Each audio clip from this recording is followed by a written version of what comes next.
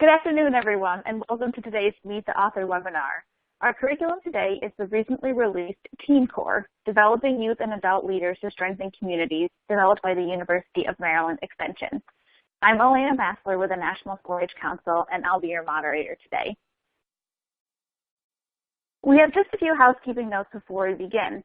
First, the webcast console you're looking at can be completely customized, which means that you can open, close, resize, and move any of the windows you have open. The icons at the bottom of the screen represent various widgets that you can click on. I'd like to highlight just a few of them. First, the question mark represents the help guide, which covers common technical issues. If you are experiencing any technical difficulties, try clicking here first. The message icon in the middle of the list opens the group chat box. We recommend that you open group chat as it's a great way to communicate with fellow attendees, and it's also where you can ask questions of the presenters. The piece of paper represents the resource list. In the resource list, you will be able to view and download a copy of today's slides, as well as 2 other handouts pertaining to the curriculum. There are also links to the 4-H Mall and the Meet the Author webinar page. And lastly, the person icon has presenter information, which contains the speakers' bios and contact information. We are recording this webcast, and it will be available in approximately 1 day. You can access it using the same link that you used to sign on today. Feel free to listen again and also share with your colleagues. And with that, let's get started. Our presenters today are Manami Brown and Eliza Cooper. Manami is the City Extension Director and 4-H Youth Development Educator in Baltimore City, Maryland, and she is the author of the Teen Core curriculum. Eliza is a Baltimore City 4-H volunteer and, as you will soon hear, has many years of experience with the Teen Core program. Ladies, thanks so much for joining us today, and I'll turn it over to you. Good afternoon, everyone. Again, I'm Manami Brown, the Extension Director and 4-H Educator with the University of Maryland Extension in Baltimore City. And I'm Eliza Cooper. I've been a 4-H adult volunteer for 11 or so years. So welcome to the 4-H Curriculum webcast series entitled Teen Core Leadership, Developing Youth and Adult Leaders to Strengthen Communities. For the next several minutes, Eliza and I will provide an overview of the Teen Core program and curriculum. And we'll have time at the end of the presentation to answer any and all questions. For me, this curriculum represents years of dedication and commitment to deliver youth development programming through a community development approach. So let's talk a little bit about the background of Teen Core. Teen Core was developed to meet a need in youth development programming in Baltimore City, Maryland. Local demographic data, the Baltimore City Comprehensive Master Plan, and feedback from youth, adults, and community partners contributed to the development of the Teen Core program.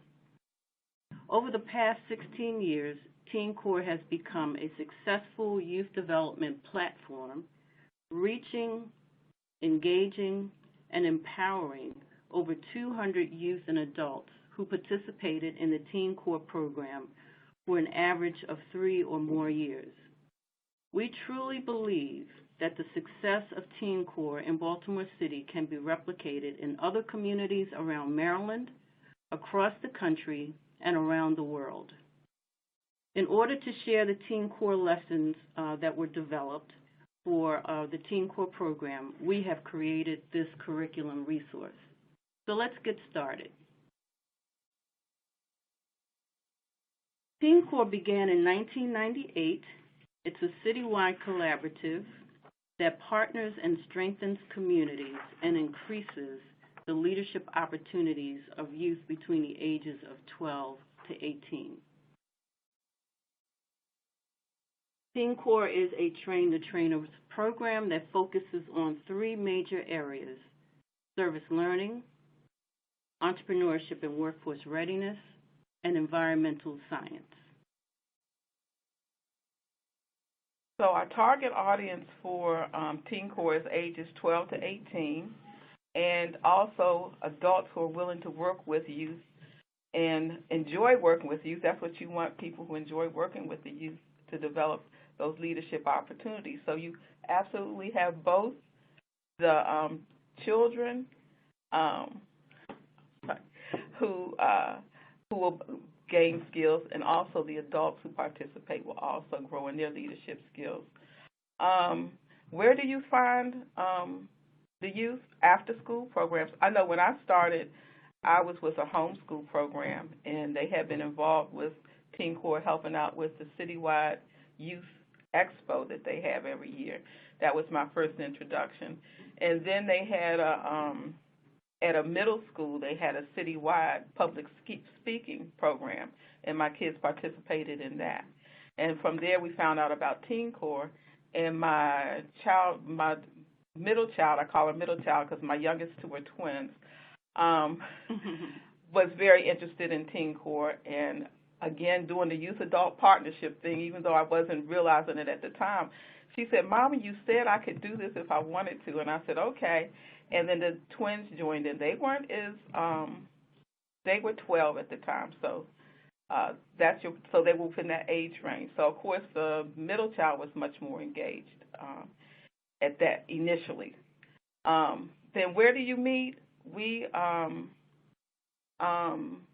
when I was looking to start a Teen Corps group in my neighborhood, I went to the local middle school, and we were able to start like an after-school club there, and the principal provided a space there.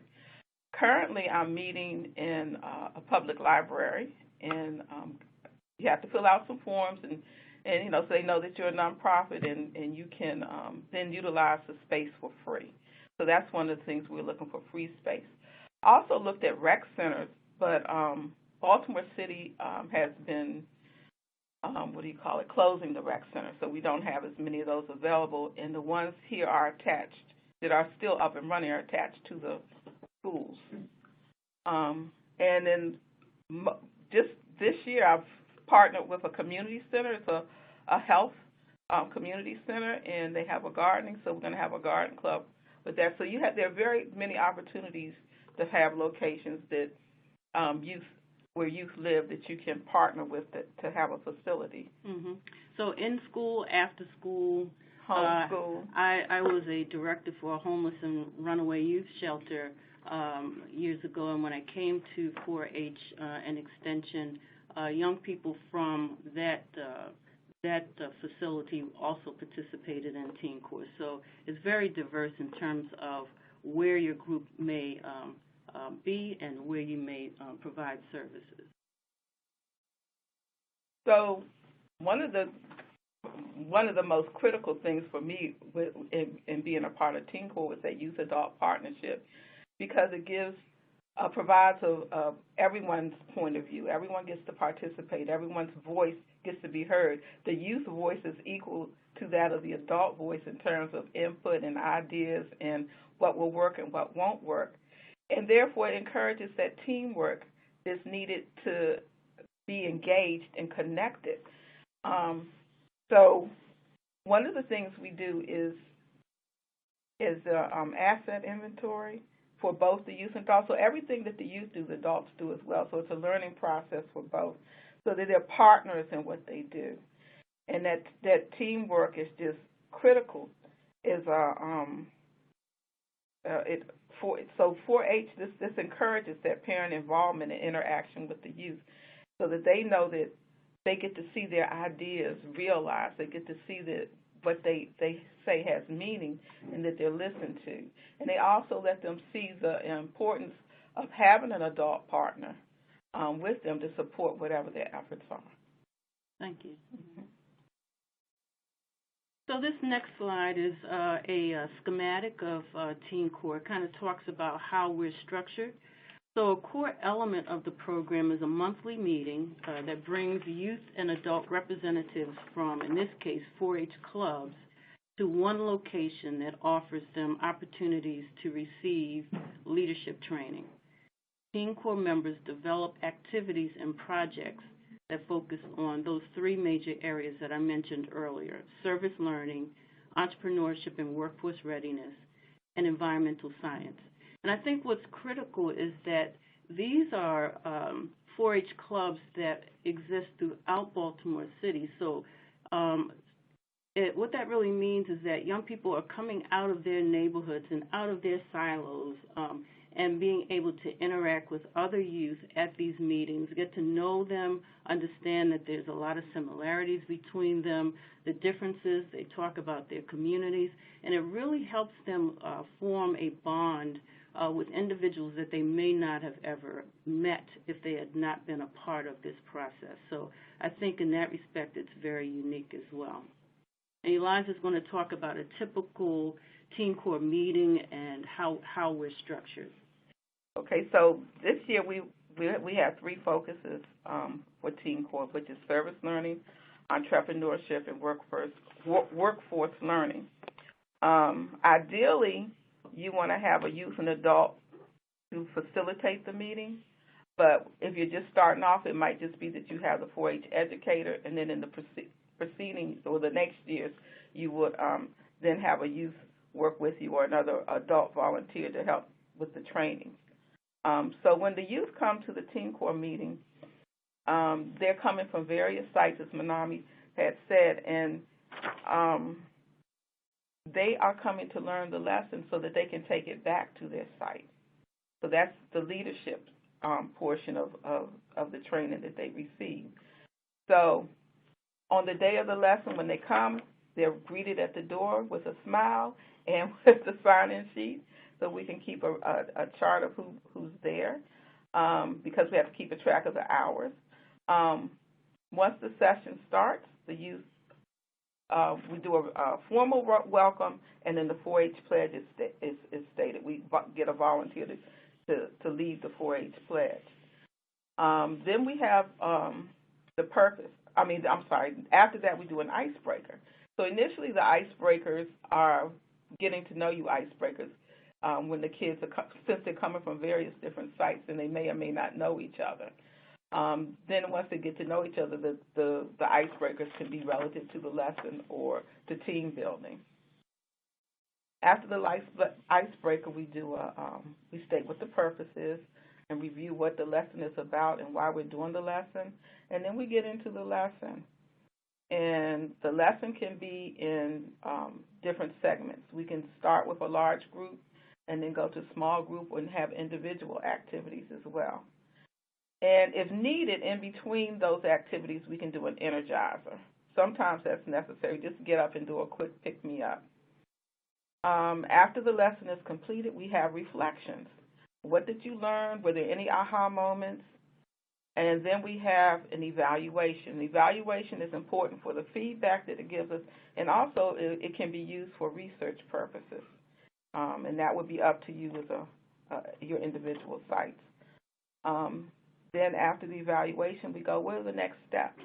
Because we usually typically meet once a month, so between sessions, the youth have to go back and teach what they learned at that lesson they learned that day. They have to go back and teach it at their site. So that requires that they practice, and then they have to have a date where they give it to the youth at their site. So is there anything? Yeah, and they're also evaluated by their peers back at their site as well.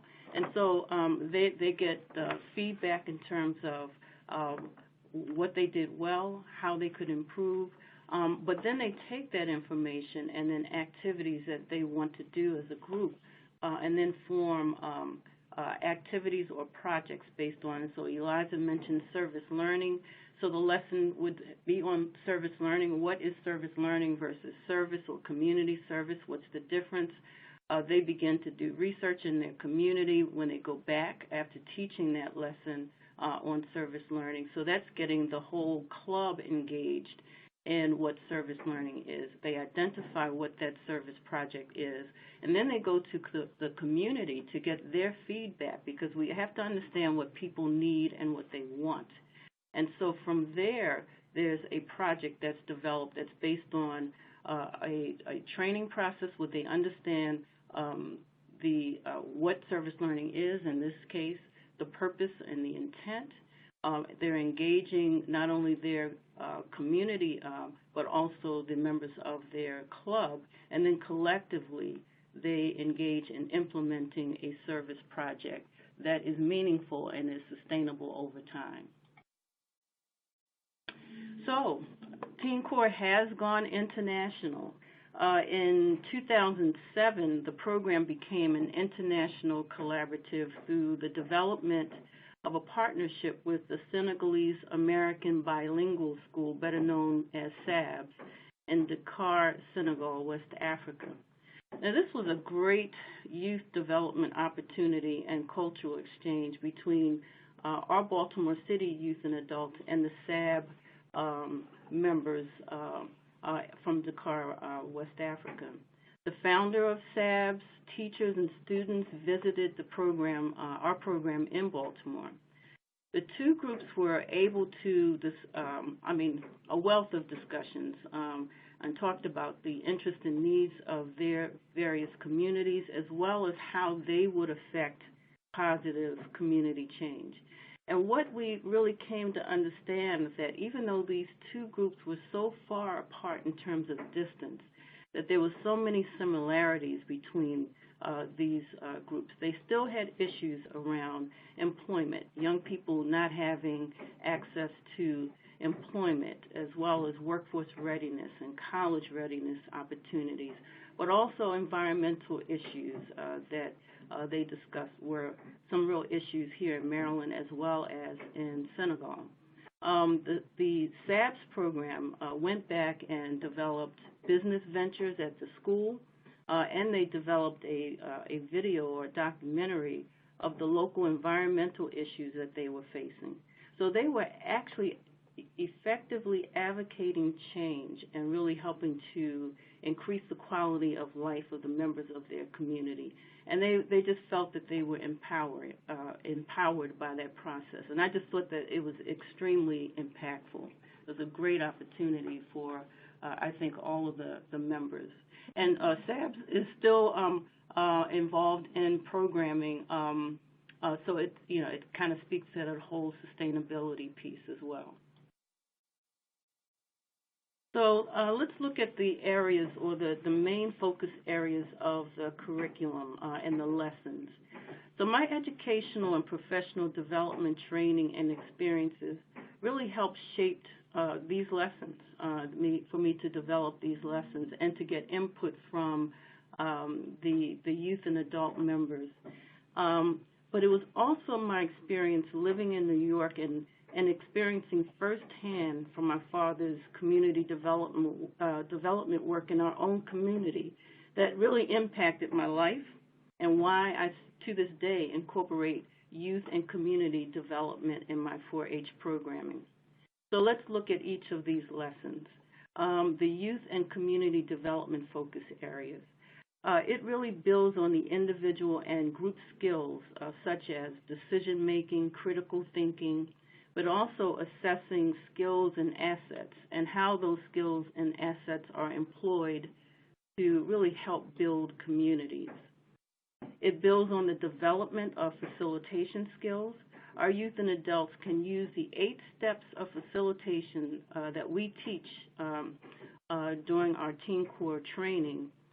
Excuse me. And those skills, those facilitation skills, can be used whether they're in school, whether it's during their club meeting, or whether they are facilitating meetings in the community. So it's very effective. They can use that and transfer that in any setting to be able to get a plan and something implemented effectively. It also promotes the importance of youth and adults working together to effectively create positive change. It also helps the youth and adult members understand the difference between service and service learning and how important it is to understand the interests and needs of communities. Oftentimes, we go into communities thinking what we want them to do and not ask what they want. And so before projects or initiatives are implemented, we do our research, we engage the community, and then we develop those programs. Under the workforce readiness, I've come to understand in my years of extension and prior to that that we often are not preparing our young people for the world of work or college readiness or entrepreneurship concepts. So these lessons really build on preparing our youth with the support of the caring adults that are in our Teen Corps program to help look at resume writing, interviewing techniques, and college readiness skills. We have recently attached attending college tours and other educational programs to support these efforts as well. So many of our young people are not employed and want to be employed. So having them learn basic business skills and not just build on those skills, but actually have them start businesses in a safe environment because we know business and business development, you're taking a risk. So all businesses are not always going to be successful, and young people experience that as well. But to be able to start businesses in one's community, and young people at that, it has been extremely powerful. And lastly, environmental science. I included environmental science because I wanted to reflect the importance and understanding of our environment and how we can truly make a difference. And yes, we have gardens and farms in Baltimore City. Our youth gardens and farm projects and initiatives over the last several years have been phenomenal. And we also have a lesson on recycling and upcycling. So take a few minutes to look at the skill development goals that are listed here. We have what we call the soft skills, like critical thinking, communication skills, and then those hard skills such as GIS and GPS mapping. Skill development within our Teen Corps process really happens naturally. A community project gets identified, and then our Teen Corps members engage in developing these activities by using their skills and talents. So one may have strong technology skills and will help with the community mapping so that we're able to map where certain things are. If we need to understand where are all the abandoned buildings in a specific community, we're able to map that information so that we can best advocate for effective change, because it could be a health issue for community members having abandoned buildings that are really ready to crumble and to fall. What other things could happen in that community that could really create growth and health for that community? But also individuals with public speaking skills, being able to present at local community meetings and activities and with the elected officials.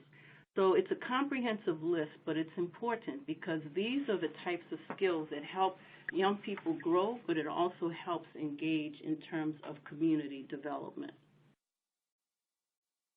So with my club, about 5 years ago, Teen Corps, we did some community mapping on, and one of the things, each site did their own community, and one of the things that came back in common was that there were no jobs for the youth in Baltimore City. So based on that, my clubs, we thought, what could we do? What are some things we could do? Kids don't want to just mow the lawn. They don't want to work at their local fast food place, which didn't exist in a lot of the neighborhoods where these kids lived, so that meant they would have to go out of their neighborhood to find jobs, and some of them weren't interested in doing that. So we started a crochet circle, and we opened it up to, so we combined it, teaching the youth a skill, but we took that and said, let's open it up to the community because there's some economic challenges in Baltimore City. And we started now it's a yarn circle because we're not just doing crochet anymore. We're doing knitting, looms, and we've actually, someone just donated what do you call it, for weaving. What do you call it? So based on the community mapping, we started a yarn circle. And from that, the kids, it's amazing how quickly they learn. So the idea was you can learn to make something for yourself, but then once you get good enough and your skills that you can produce a quality product, then you can begin to sell that product. So I had one girl, she came in there within a month. I started teaching simple things like bows, and she was making bows, taking orders from her classmates, and she was able to earn some income so she could do some of the things she wanted to do. Then to look at the service learning, we looked at the needs in our community, and we found the Family Tree of Maryland. They have a Christmas store, and they allow their clients to come and shop in there and pick out what they want. So we said, we can donate. One of the things people always need are hats. So we could crochet hats and donate them to that. So we've been doing that for the past 5 years. And then a couple of years ago, we were talking with someone, and it came up that they had an elderly relative who was in an assisted living place, and they used to crochet and make things for other people. And when we asked, well, did she have any of her work, they said no. I said, well, let's make her something. So that started us. Now we were trying to do an Afghan a year where everyone makes a circle, makes a square to put to an Afghan, and we sew it all together as a group, and then we donate it to that person that's been identified, and an elderly person who's been identified. So we incorporated everything, the skills, teaching them a skill, entrepreneurship, the service learning, and for the crochet circle, it's not environmental science, but for some of the other projects that we do incorporate that. Mm-hmm. So if you look at the objectives, so we learn skills together as Teen Corps members. We then take those skills that we learn to help others to develop those skills. So they're taking them back to their clubs as well as in the community to be able to create sustainable projects, as Eliza just referenced, as well as being able to replicate this program on a local, state, national, and international level.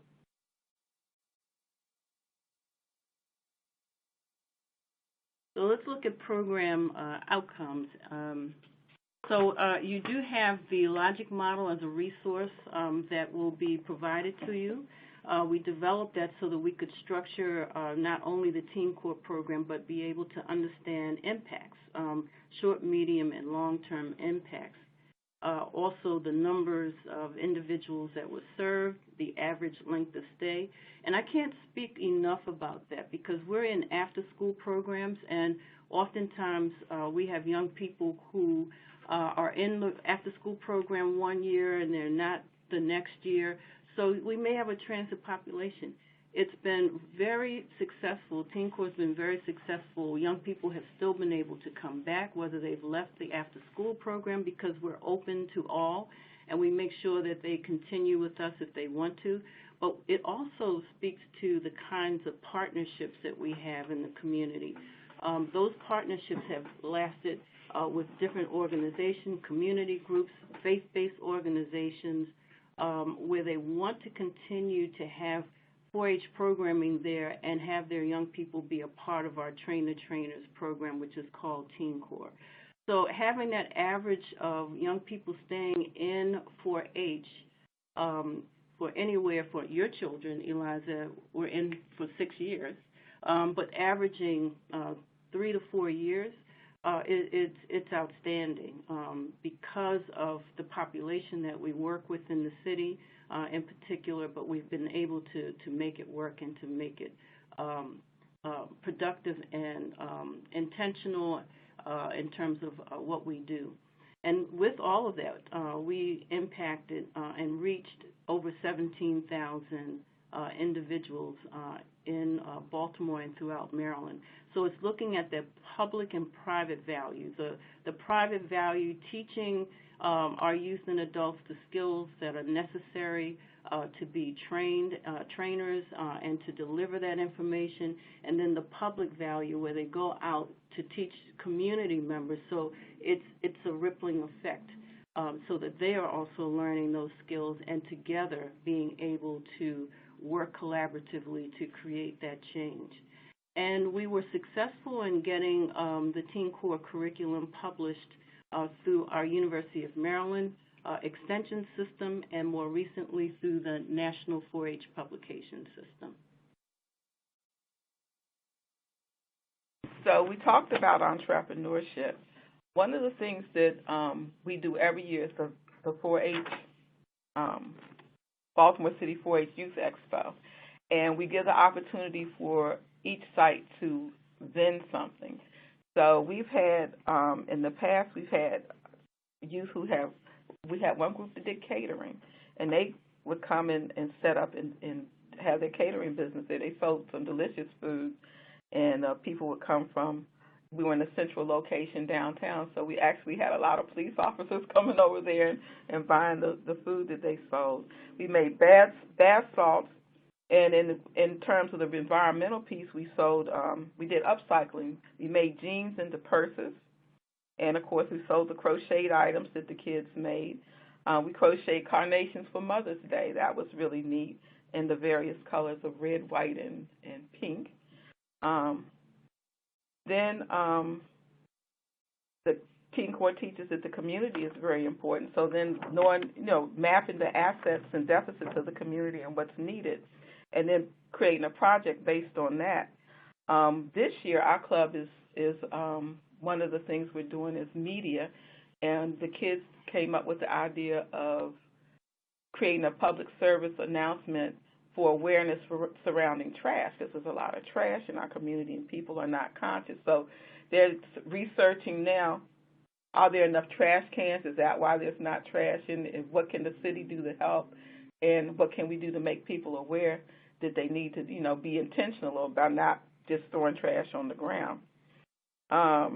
We also are, for environmental science, we have in gardening. We partnered with the Park Heights Community Health Alliance that has a community co-op that allows people to come and volunteer to grow food, or if you want to, you can pay in to grow food, and the food is all contaminant free. So it's teaching the kids how to garden and to garden without polluting. We've built high tunnels, which are glorified portable greenhouses, as you can see in the picture there, from scratch, and learning how to maintain them as well as grow and to sell.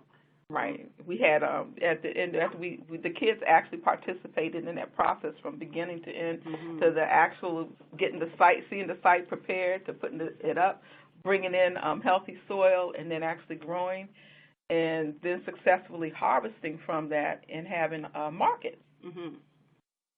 Yeah.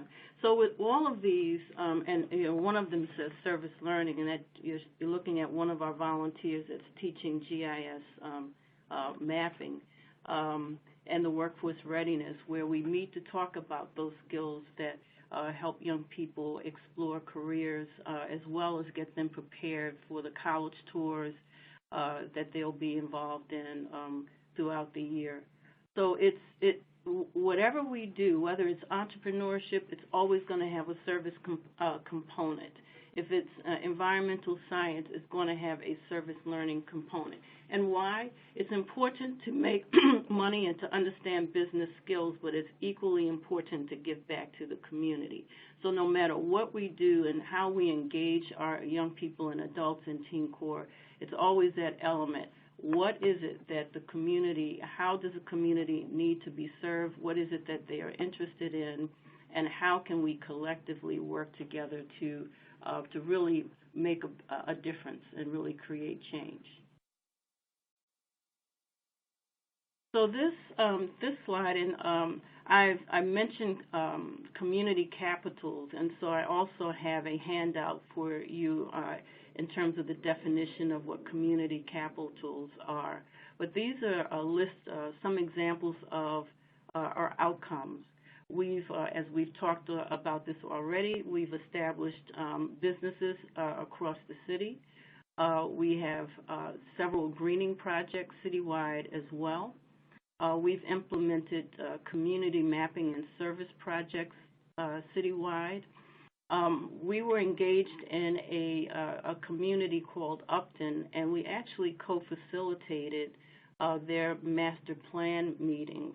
And to this day, that community is using that master plan to help build on community revitalization efforts. Our young people have presented at local conferences, local, statewide, and national conferences.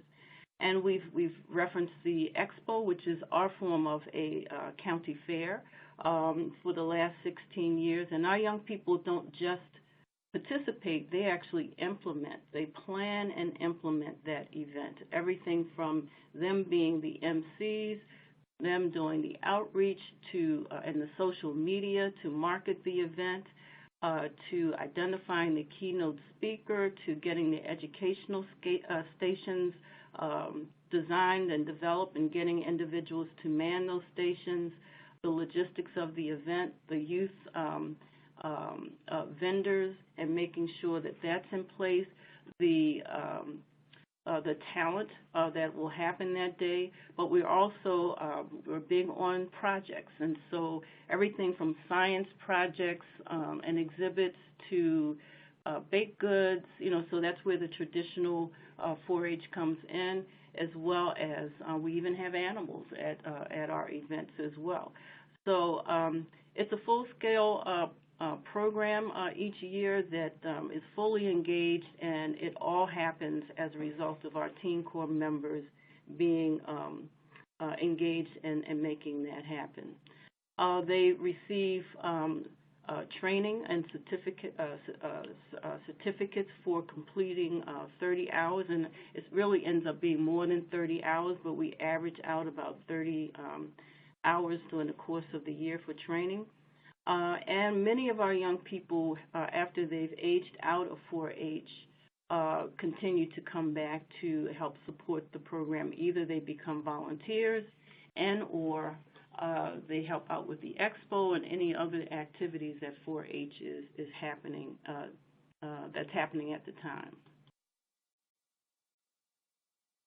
So through a series of lesson plans, complete with visual aids, worksheets, handouts, and evaluations, you can use this curriculum to implement the Teen Corps program in your community. Teen Corps can be presented with modest resources, and you'll be able to utilize resources specific to your program or community to further enrich the program. So we hope that our experience will aid in you in creating meaningful and effective programs, and that our young people and the young people that you serve will be able to benefit from a program like this.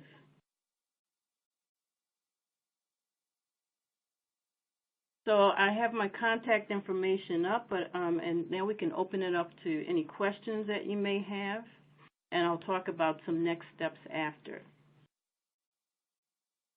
Okay, this is Elena again, and I just wanted to first, before we get into questions, thank Manami and Eliza for their time, not only today, but also for developing the curriculum and making it available in Baltimore City and across the country and the world. So thank you very much, ladies. This was fantastic, really great presentation. We do have one question that has come in so far, and for those of you who have any questions, go ahead and type them in the group chat box. And our first question is from Tanya, who says, do you have examples of youth receiving school credit for participating in Teen Corps? Do we, community service credit? Tanya, if you could just type in, do you mean community service credit or credit for another type of class? Could you just clarify that a little bit by typing in? That'd be great. Okay, so I can say that as a homeschool mom, I actually did use Teen Corps as a credit for my kids, and it was accepted. And also because it was because there was education and training that went with it, and we were able to document that.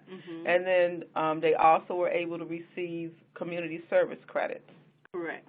Yeah, so, Baltimore City public school system requires young people to garner up to 75 hours of community service And so that any hours of service learning that our young people are involved in can be dedicated to that.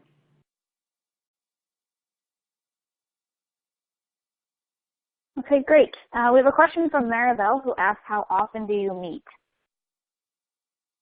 So Teen Corps meets once a month. They come to receive training once a month, but then they go back with their adult volunteers to practice, to train. So they're meeting once a month with as a full group with me, but then they go back to their sites to practice and then to conduct the training.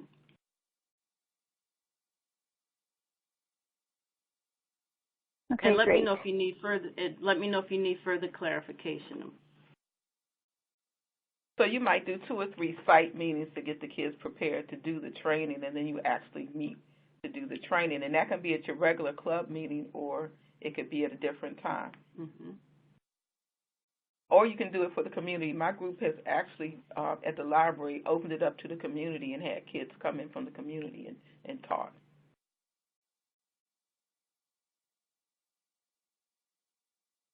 Okay, great. We have another question that asks, do you have examples of Teen Corps in more rural settings? So we've not actually worked in rural communities because Teen Corps for the last several years has been in Baltimore City. But I think that you could easily translate what we do in an urban setting in a rural setting. Very similar environments in many instances. We want to engage young people. Many of them still have some of the same concerns and issues as well as strengths, no matter where they are and where they live. If you use the example that I mentioned in Senegal, West Africa, they're in a very rural community. It's in halfway around the world, but still, nonetheless, the community did not and does not look like an urban setting. So I think that this, I think we kind of had that in mind in terms of how this was developed. No matter where you are, you're able to employ these lessons, and they would be definitely transferable. Yeah, they work in any community. Yeah. Mm-hmm. And I want to point out that we're starting a pilot site in California, and they're starting with one club. It's not multiple clubs. So representatives of that club will come and get trained and go back. So you could start with one club or one site. It doesn't have to be 4-H. We're talking about clubs, but it could be any youth group, and then can expand. So there's a lot of flexibility of how this curriculum can be used. In fact, we will be able to start connect sessions and training sessions starting early summer for those who are interested in piloting a Teen Corps program in your community, and we'll be able to provide some technical support.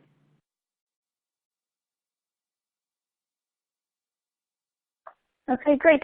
Just so you know, ladies, Tanya commented thanking you for your replies and thanking you for sharing your very inspiring work. That was a nice comment there. Thank you so much, Tanya. And then we have another question that asks, how long are the meetings? Our monthly meetings can go up to about 3 hours, 2.5 to 3 hours, depending. So, and that's with having refreshments. We break, to eat.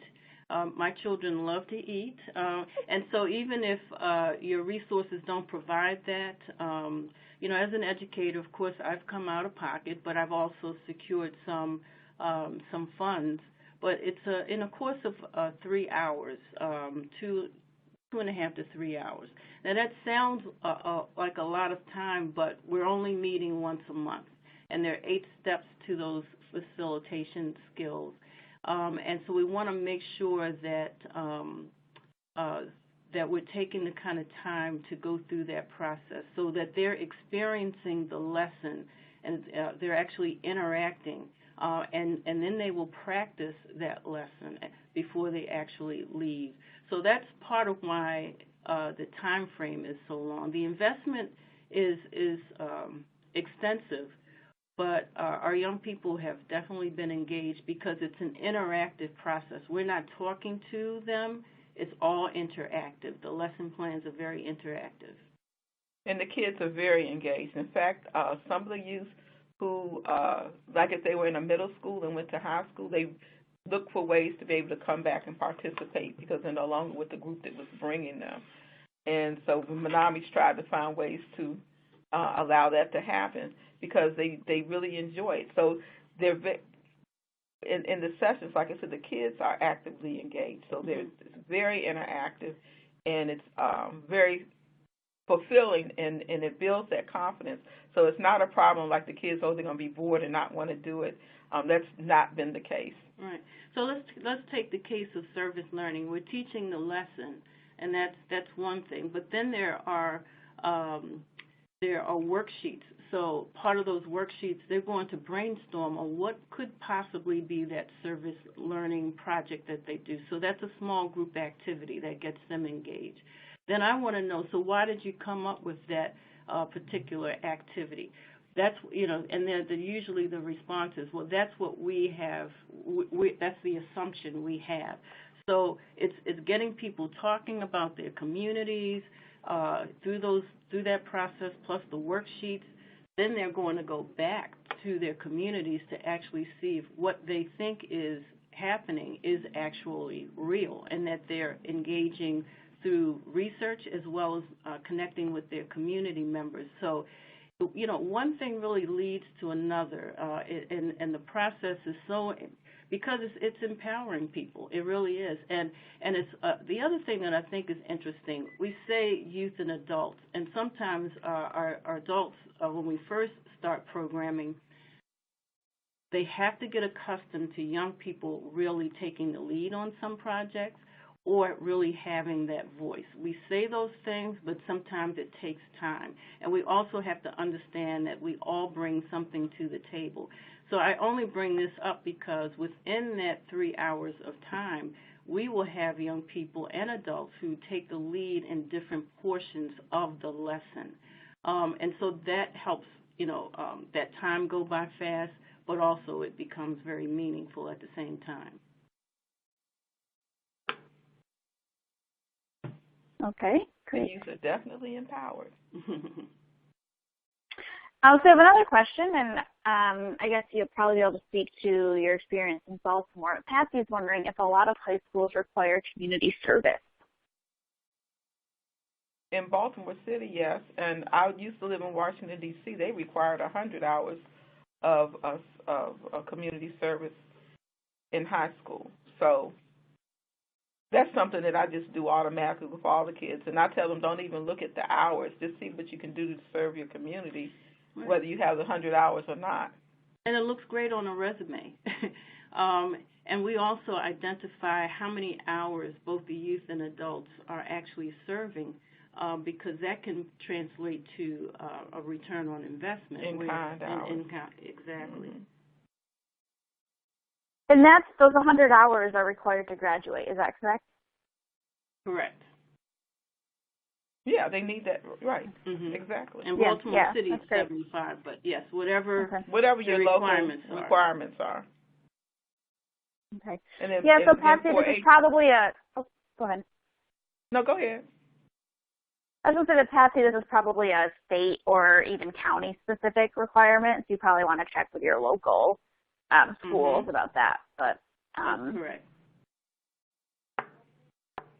But as a citizen, I was going to say 4-H teaches this as part of their citizenship and leadership development. This is apart from Teen Corps, just in general. Did youth learn to do community service and to give back? Because that helps to create. Yeah, that's great. You don't need a requirement. You can just do it anyway. Right. Exactly. Yeah.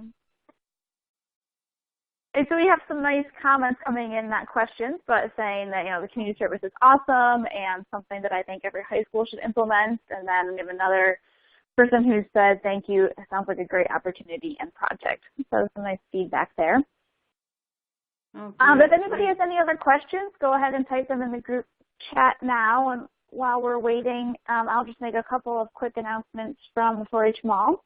And the first is that during April, we hold a sale on curriculum. So I'm sure all you 4-H educators know about that and are preparing for that. But all curriculum and materials kits are 25% off for the entire month.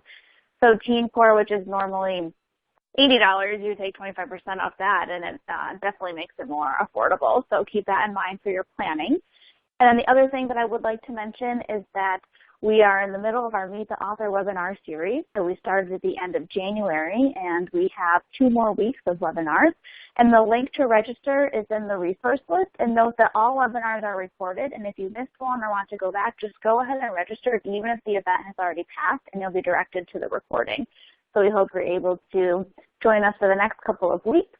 Next week we have an update on national curriculum priorities, and then the following week we have 2 webinars, one on a new Clover Bud book, which we're very excited about, and then one on Chick Quest, which is embryology hatching a chick curriculum for grades 3 to 5. So I hope you're able to check those out.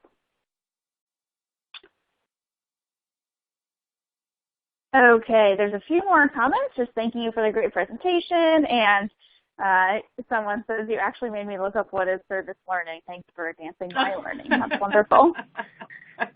And then Tanya had a question about the 4-H Mall providing additional price breaks for 4-H groups piloting Teen Core. So Tanya, the 25% off in April is the sale that we offer. So I hope that's good enough for you.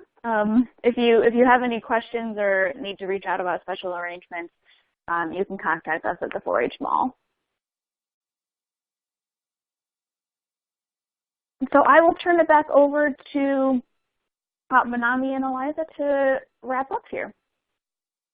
Well, we just really want to thank you for this opportunity. Of course, we're excited about not only the program but the supporting materials, because we see the difference that it's made. And I mean, I know I'm the educator. I'm not a parent of a child who has participated in this program, but they're all my children.